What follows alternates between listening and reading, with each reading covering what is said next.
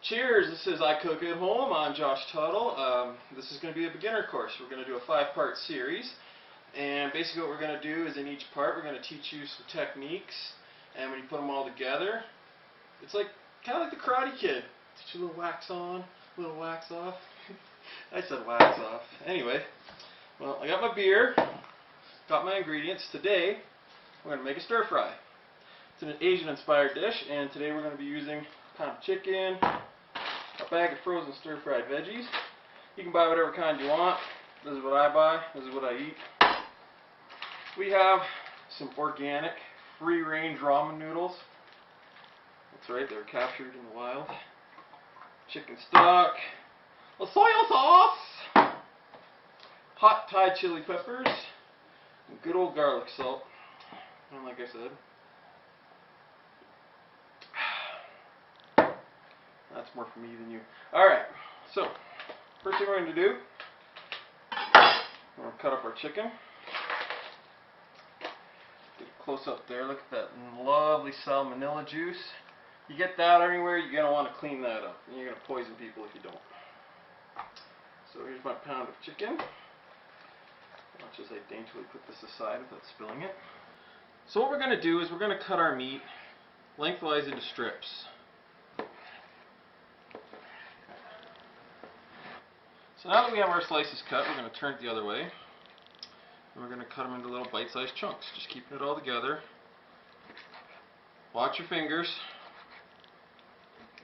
I said watch your fingers. I know you're doing this at home and you're not being careful, and God, nobody wants fingers in their stir-fry. Alright, since I'm working with chicken, I'm going to make sure I keep my hands nice and clean. Especially since I'm drinking a beer, and I'm sure you guys do the same thing. Last thing you want to do is get chicken shit all over your beer and put it in your mouth and kiss your kids, and oh, it's all terrible stuff. I'm pretty sure that's where bird flu comes from. So now that we have our chicken cut up and our hands are clean, we can go back to drinking our beer.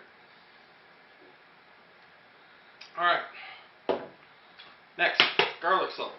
Okay, so now that we have our chicken cut, we want to season it just a little bit.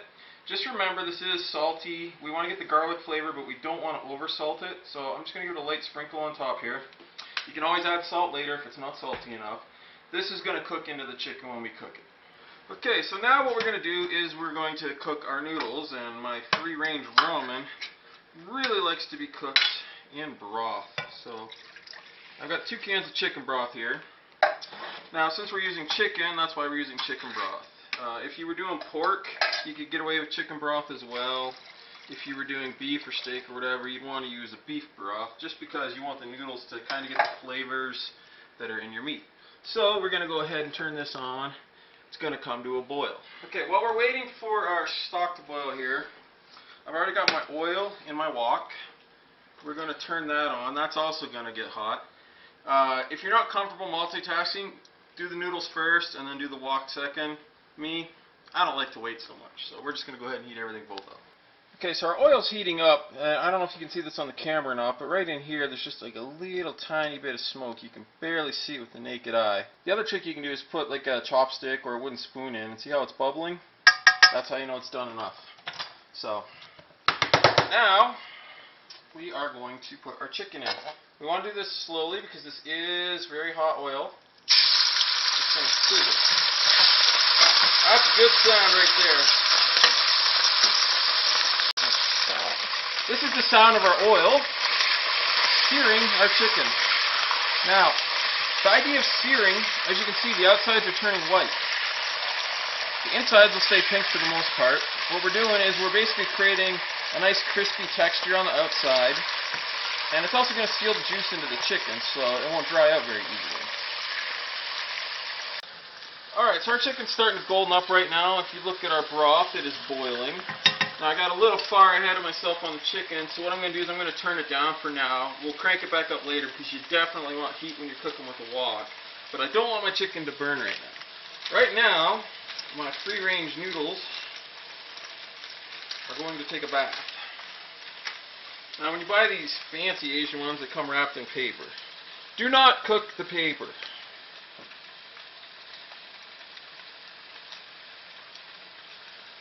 when we put the noodles in, we kind of want to fan them out because they do have a habit of sticking together when they're clumped.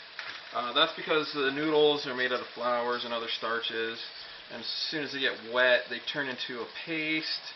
And well, anybody who's ever sat next to the weird kid in kindergarten class knows that paste sticks. Okay, so now I like this to be a little spicy, so I'm going to use these Thai chilies. You could use any red chili if you want to add flavor to it, like a chili piquin or just crushed red peppers, or you don't even have to do it if you're not that keen on spices. So what you want to do is just take a little pinch, a little goes a long way. Put it in your water, your broth, whatever. It's going to cook in. Give it a few seconds. And then I want you to just take a little taste. See, that's not spicy enough for me, so I'm going to go ahead and put in a little more. BAM! So we're going to do the same thing. We're going to stir it up. We're going to let it sit a second. And the key is, anytime you got something you can taste safely, like unlike raw chicken over here, this is safe to taste. So we're going to keep tasting it until we get it right. Yeah, that's the kick I want.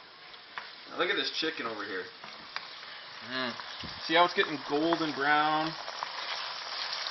That's going to give a nice little texture. Not crunchy, not crispy, but just a little something. And the insides are going to be wonderfully juicy. Alright, so our noodles, as you can see, they're not firm anymore. Nice and soft looking. So we're going to give it our first little taste test. So, I can tell already by looking at them. They're a little firm still.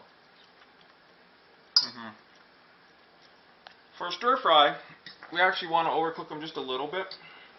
Right now they're what you call al dente. Al dente is when it's still a little bit firm. And if you're doing an Italian pasta or whatever, normally you put your sauce on it when it's like that and it would finish cooking and suck the sauce in. With this, we kind of want to go the other way. We're already cooking it in our sauce. What we're going to do is we're going to throw it in the stir fry later and sear it. So if it's a little softer, we're actually going to re-harden the outside by searing it and essentially caramelizing it, which brings out a little bit more sweetness in the noodle.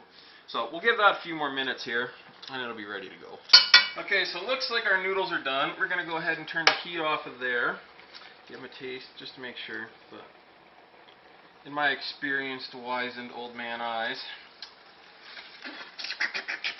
they're good.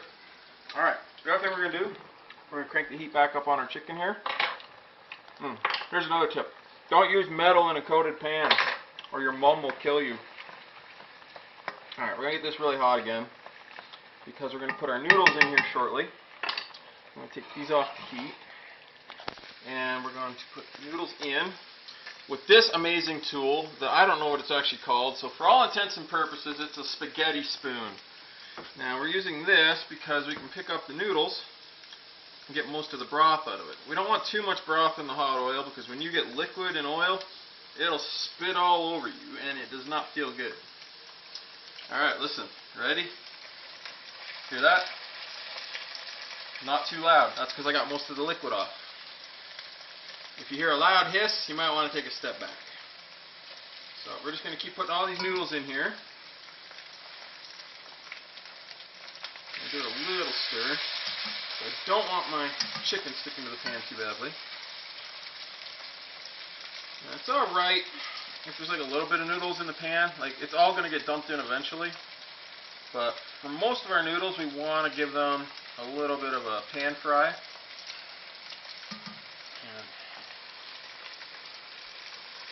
Now we're going to teach you a new technique.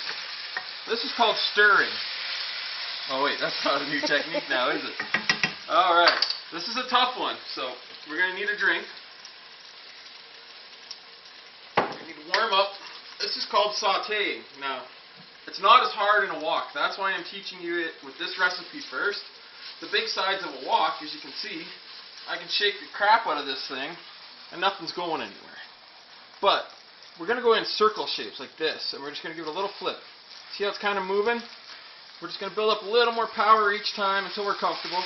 And there we go. The whole pan flips. So we're going to flip the noodles. If you take a look right here, you see the noodles are starting to get a little crispy on the outside. That's exactly what we're looking for. So we're just going to keep flipping it, set it down, let it get hot again. Maybe spread them out along the walls to speed it up. That's the great thing about a wok.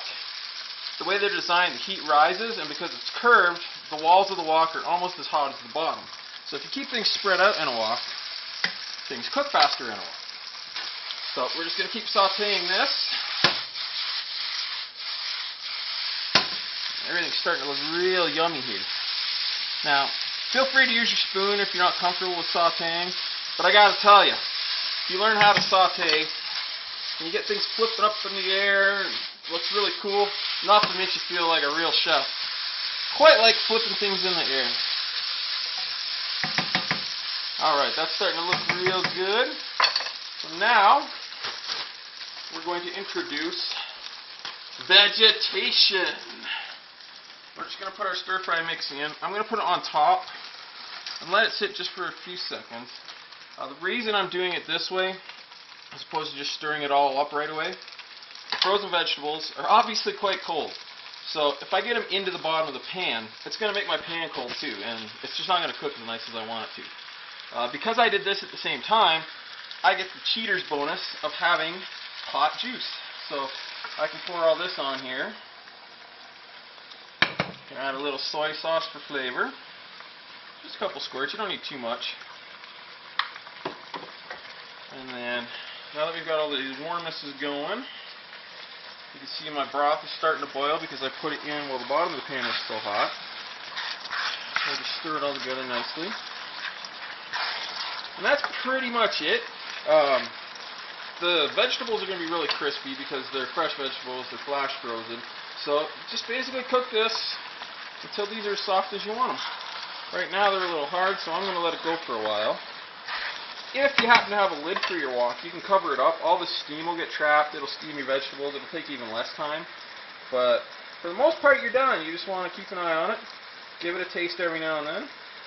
And when it's all said and done, put it in a bowl and eat it. Enjoy.